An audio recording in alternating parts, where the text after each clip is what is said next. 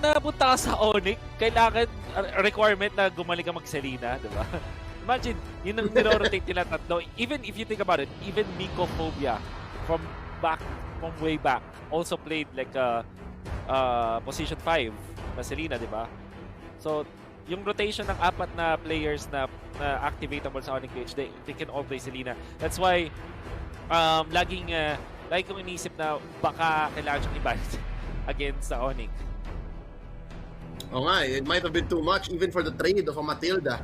But yeah, closing up the second phase of banning, nandito na ang next play EVOS. They're waiting for their last one. Are they gonna choke out junglers? Kasi nga wala pang jungle. Hindi natin alam kung si Hate ba yan o si Flick. Pero alam natin tatanggalin nila yung Fanny dahil medyo open pa nga, walang hard lockdown available currently in the draft. It's a little too late to find that. But who else is out there? Karina's still out there. Wala nang Pakito. Bane, Aulus. Pwede pa? I think yung Karina is perfect here kasi may 1-1. Pero baka i-last pick yan ng ONIC PH. Para naman sa EVOS, meron pa sila nung Aulus na favorite nila and they might really just go back to that hero. There still is Reason Shin, by the way, na maganda para sa ONIC PH. Maganda siyang combo with this Selena. Not entirely sure if Flick can play that, pero sure ako si Hatred na nakita natin yan before. Those are the choices. But knowing ONIC PH, baka ihuli nila dito yung jungler nila. Unless ma-decide na nila na Karina na talaga kunin natin, it's gonna be great. Instead, they go Farsa. Okay. So this Farsa says a lot of things, no? Ang daming nare-reveal, ang daming biglang alam na natin. So, Wolf confirmed niya, this is a roaming Selena. Yep, that's right. And between Clint and Farsa, they've played this before yung Clint mid, but against potentially Edith or and/or itong Matilda. Ay, sorry, Matilda and/or Edith. Yan. Medyo tricky yung mid lane Clint. That means, ang gusto ko lang naman sabihin dito mo ang gold lane na ngayon Clint. For the side of next play, EVOS, pwede na nila ngayong, pwede pa silang kumuha ng pang-cancel dito sa Farsa from the roam side. Or at least gusto nilang gamitin itong Edith. And so they go for the Hayabusa. Makes total sense. And okay, napakaganda ng Kufra. What do you pick now if you're ONIC? There still is Karina. Kaso nga lang, magiging overload sila ng magic damage. But they still go for it. And maganda siya versus 1-1. Decent versus Hayabusa. Hindi ganun ka threatened sa isang Kufra kasi technically speaking, hindi naman siya yung super dash kind of hero. Nasa speed up lang siya. Meron siyang dashes, pero alam mo yun, hindi yun yung bread and butter niya. It's more on the damage output. But yung immunity niya, yung parang way niya para mag-deflect ng physical attacks, it's gonna be super valuable versus 1-1. Yeah, it's almost as bad as if kung nag-winter truncheon ka. Hindi naman siya maka-cancel, pero parang wala lang. Sayang yung damage na ilinalabas ni Donut. And speaking of which, itong Kufra ni Cadenza, it's a specialty. It's almost as bad as the 1-1 Donut for the opponents. So this is going to be something to watch out for. Ladies and gentlemen, konti na lang, mag-game 1 na tayo ng next play EVOS versus ONIC PH. Wolf, early game, do you agree with me? ONIC PH, dadaan na sa bilis to. Given na sobrang focus sila sa Magic, uunahan lang nila, bibilisan lang nila. Tama ba? And yeah, definitely, they have Selena. So, ang mangyayari dito na diskarte ng ONIC PH, be aggressive, gamit itong Karina, gamit itong Selena, use your Farsa as well for more sieging potential.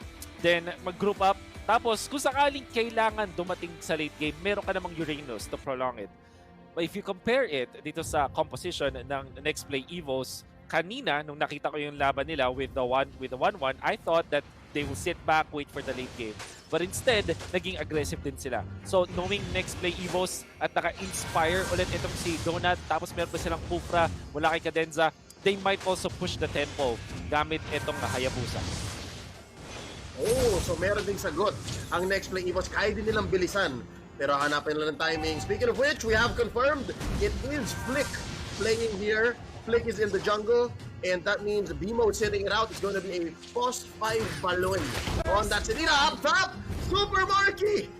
Super Marky, natalunan, napasukan dito. Next to EVOS goes first blood. Wolf, ito yung sinasabi mo may potential na sumagot din at bumilis ang next to EVOS. Yeah, same play as kanina na ginawa doon ni 1-1. Oh no, Greed had to flicker out. But yeah, same play na ginawa doon ni Donut. Naghanap siya ng opening, pops the Inspire, tapos sinolok nila agad yung gold lane matchup niya. This time, with a little bit of help, nakakuha ng NXP ng extra kill. Siyempre, kay Apple, how do you pronounce it? Apple Pishai. Si Yelhaze. Mr. Bataanon. Oh, wait lang. Yep. Cadenza, as we figure out how to read that, jumps in, threatens Hatred. Ang nangyari dito, Wolf, parang until sabihin ni Flick na G, hindi papasok ang ONIC. They're gonna wait for it kasi nabigla sila doon sa top lane. Yeah. Ang ganda, napakagandang simula agad para sa NXP EVOS. Hindi naman din ganun kalaki, but Cadenza. Oh, putting Hatred here. J. Lord Gonzalez at a fourth of his health. Pero makaporma naman dito ang ONIC Philippines with this first turtle. Dilarski, El General, making space, pushing Cadenza away. Kaya ba ng Edith ito? It's going to be Oreshi. Trying to contest, pero malinis. Makukuha ni Flick ito. And that's going to give ONIC Philippines more moves. Wait lang, Circle Hero, sa may top lane. Pero may sagot. Marky firing back under the turret. Kumain si Hayes ng ilang turret hits. Pero nag-jungle ang next play. Ang turret aggro and Cadenza coming in. Kamunti ka na, pero ang daming tao ng next play EVOS dito. 4 people, not resulting to much. Greed, babato dito ng Fana. They're gonna concede that engagement. And Wolf, my question to you is, ang hirap nung ganon. Whoa, wait lang. Nanakuha ba? We'll see. I think Pwede ba natin makita si Hayabusa? I think it's on Flick. Oh, it was... Oh, it's on Flick. Oh. Alright. So, Okay, question. Kahit wala namatay, that was costly for next play. definitely. So, yun din yung sasabihin ko. Bakit? Kasi lamang na sila. And then they lost the turtle because of that. Tapos yung, which means na lalaki yung level advantage ni Flick over H2 dahil si H2 ay nandun sa top lane na tumambay. At ang nangyari pa doon, hindi napatay nung outer turret dun sa may top lane yung isang minion na may gold kasi tinangke ni Hayes yung turret aggro since they already dove onto Marky. That's why pagbalik ni Marky, meron pa rin siyang gold. So hindi nila na-denayan si Marky ng gold from that. And those are the small things na nagmamatter ng sobra dito sa early stages ng ating laban. And because of that, nabawi na yung early first blood doon na nabigla si Marky. And sa baba naman, here we go! Flick! Raining all the damage! Knockout by Oreshi! Ang daming sinalo ni Flick doon! Eventually, Oreshi's gonna get the kill. Nabitin sa immunity si Flick. It's a 1-for-1 trade in bottom lane. Oh, top lane, hindi pa tapos! Crossbow Tang! A trigger here for Donut! Mamamatay na naman si Super Marky. Greed. A second too late for the press back. It's difficult. Ang init ng next play EVOS sa gold lane. Yeah. Very good mula kay Oreshi. Ang unfortunate nga na para sa NXP EVOS ay napatay mo na ni Flick si H2 before Flick went down. Maganda lang kasi syempre naka-counter kill din si Oreshi. Top lane naman, this is what they need. Donut, like I said, it's all about NXP EVOS showcasing yung kanilang new talent in Donut and binibigyan talaga nila ng focus sa ngayon. 1-0-1 on this. This 1-1 is perfect. Flick, however, another kill sa bottom lane. I think the call recently has become, hayaan nyo na yung top lane, mainit talaga sila dyan. Greed, catching a circling eagle. Ang sagot ni Hatred, feathered airstrike. Pero na-open up pa rin yung turtle na yun. Ang bawi naman nila, the gold from the shield down bottom lane. And if I'm not mistaken, mapapush nila yun. Ang ganda ng management ng waves sa baba ng ONIC Philippines. So 5 minutes, correct for a turtle, should give them some sort of lead. I think lamang nga, if anything, ang ONIC Philippines. Yeah, don't you think? Yeah, pretty much. Pero ang maganda lang dito is, tinlanon ni Karina, ni Flick nakakuha ng orange buff, pero si H2 yung nakakuha ng orange buff niya.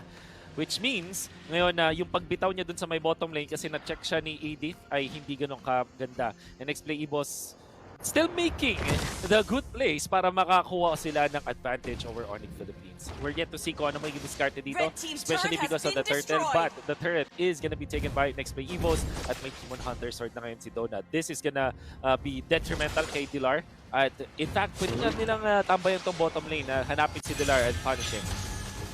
Oh, look at this. The collapse sinimulan. Ang nag-initiate ay si H2. John Paul Salonga cannot confirm the kill. Si Flick ay pinasuhan na dito ng tatlong miyembro ng Next Play EVOS.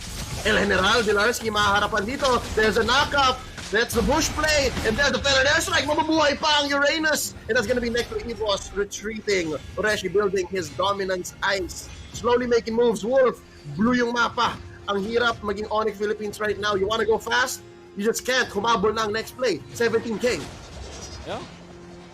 Also, si Donut ay sobrang ganda ng laban ng game na to. Really, I'm surprised na isang farming hero like the 1-1 or hero na kailangan ng farm ay laban ng laban. You can see that even when they're not closing in on kills, they still threaten for kills katulad ng move nila kay Dilar. Forcing a lot of rotations mula sa ONIC Philippines. Eventually, nakakakuha ng map control itong NXP. Red team hero has been slain. And just like that, Dilar usually sanay tayo makita siyang ginagawa to 1v4 buying time, but at 7 minutes, hindi pa siya ready. Possibly the last turtle of the game coming up here. Nasa top side siya.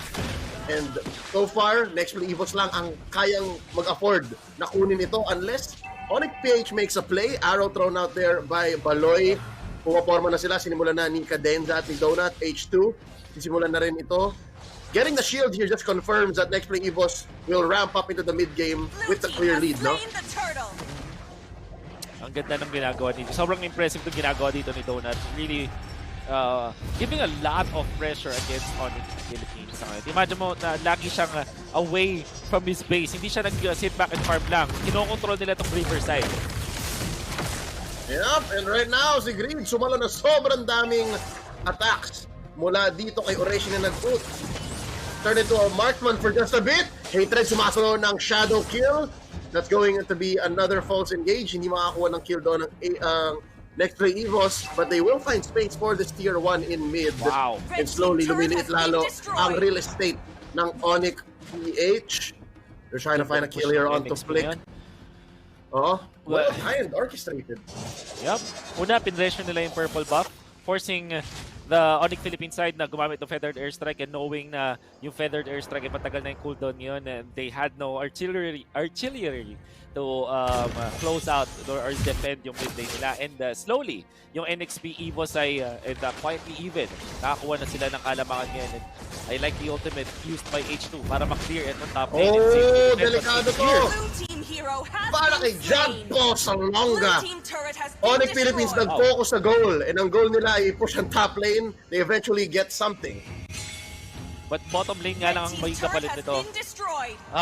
So si H2 nag-clear siya dun sa may top lane, but may naiwan na isang minion, kaya naman naka-push pa rin yung ONIC Philippines. Pero sabi ng NXP, teka lang mayroon kaming mas magandang trade. An inner turret dun sa may bottom lane, yung tier 2 turret ng ONIC Philippines sa bot ay napatumba na. So that's a fair trade na para sa NXP EVOS. Hindi lang syempre masaya si H2 na nakuha niya yung second death niya, but overall naman, since nakakuha pa rin siya ng farm doon sa minions na yun, natapos jungle naman siya, they're okay. Now, Dilar might be in trouble. Yep, another collapse here. May sagot naman sa may river, so dalawa ang labanan. Unang babagsak ang Uranus ni Dilar. Trinchera falls. That's one man down for ONIC Philippines. 5-3 in this 9-minute 40-second game. Next Play EVOS, pumuporma na sinimulan ni Donut ang very first Lord. There's Tyrant's Raid. Babagsak dito si Greed. 3 men left. This is so hard to contest. They do have the retribution, pero si Flick nahirapan din naman. They're gonna try to find farm elsewhere, and they have to concede this Lord. Next Play EVOS. Pati secure ito. Mabilis lang na-take to. Wolf, 10 minutes in. Yeah. They definitely have the advantage now. Masasabi ko yung composition nila mas maganda rin sa mid-game at late game kumpara sa ONIC Philippines, unless magawa ng ONIC Philippines yung split push tactics nila, which in this case ay sobrang hirap kasi merong threat ng 1-1. Kapag nag-split push dito si Dilar, either siya yung sasabay ng 1-1 or yung 1-1 ay magpupush dun sa mga lane. So, sa ngayon, ang win condition na ng ONIC Philippines is utakan ang NXP EVOS. Makakuha din ng mga initiations mula kay Creed, makakuha ng stun, then eventually go for the Farsa play. Tapos itong si Karina going for the execute plays. Then, back on Marky for the late game. It's a slim chance now para sa ONIC Philippines as NXP EVOS already is on their way dun sa kanilang win conditions. Yeah, so basically on board, mate ang ONIC Philippines, pero Next Play EVOS, they still have to play it well. They still have to respect the M3 World Championship Grand Finalists. Double malefic rolls picked up by NXP EVOS. Team turret So has this been destroyed. telegraphs. Ang sinasabi nito is gusto namin pabagsakin yung mga tore ninyo. The inhibitors are gonna blow up here. Makiklear yung wave, mid, bot, and even top. So kailangan mag-take time ulit ang NXP EVOS. Magre-reset sila. 2 minutes to the next Lord. Actually, forcing yon, yung putok na yon is already okay para sa NXP EVOS. Now, na makakuha din ng next play yung jungle ng ONIC Philippines, and Karina would love to get his hands on that purple buff, pero hindi nga mangyayari. At dahil din sa lamang ng NXP EVOS, yung mga supports nila ay magkakaroon na rin ng tanky items. For example, Cadenza now available with the Athena Shield, which is great versus 4 of the members of ONIC Philippines. Na-mention natin kanina na 4 sa kanilang mga heroes ay magic-based. Only Marky is physical. That's why Radiant Armors, your Athena Shield, eventually sobrang taas ng value niyan para sa side ng NXP EVOS. Yep, and this is one way they can do it. Ito na yung sinasabi nating 1 and 4, 4 and 1. Si Dilar ay hihiwalay na, tapos ito Death Bush. Naghahanap sila. Pero if you remember, Wolf, alam to ng next play EVOS, si Hayes specifically, sanay siyang tumambay sa bush ng 3 minutes na wala nangyayari. And right now, si Cadenza at si Donat ang naghahanap noon. O ito, si Oreshi din. Alam nila, tinuruan ni Hayes yung mga yan, no? Very nice lane freeze coming out from NXP EVOS at makakuha sila ng kill dito sa may top lane. Oh, an attempted engagement by Oreshi. That's 2 frontliners, solid frontliners from next play EVOS. Cadenza going in with the jump, forcing out the feathered airstrike mula kay Hatred. And just like that, mabibilangan nila. Ilang segundo rin yun. That's under a minute na kaya nilang i-time na walang feathered airstrike, walang ult. Greed though, throwing out.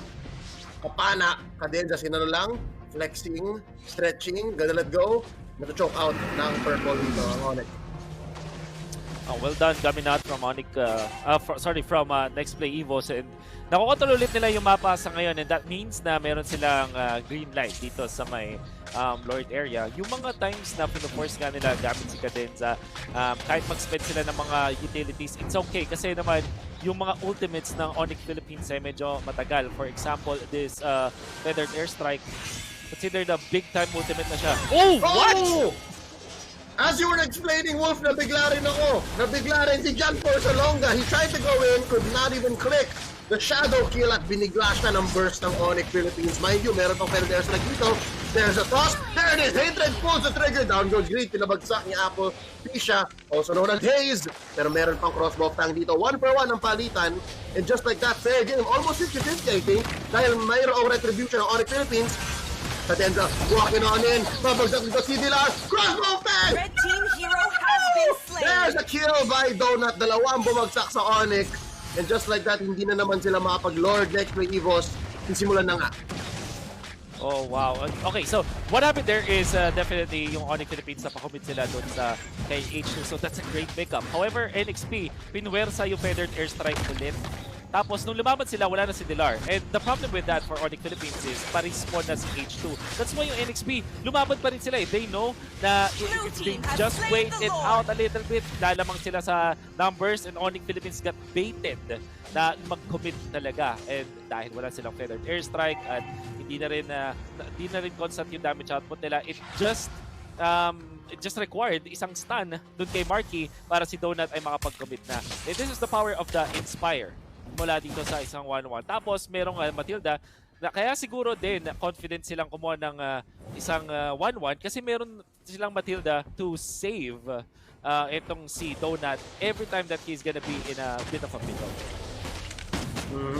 There's ways. So ito ang combo ng next play EVOS. It's the jump in by the Lord. It's gonna take down that inhibitor.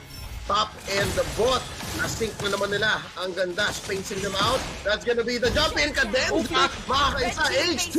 Taking down. Flick. That's one defender down. All inhibitors going. Mapipilitan dito. Feathered airstrike ng maaga. Magre-retreat muna Super Marky. And that's all she wrote. Ladies and gentlemen, game number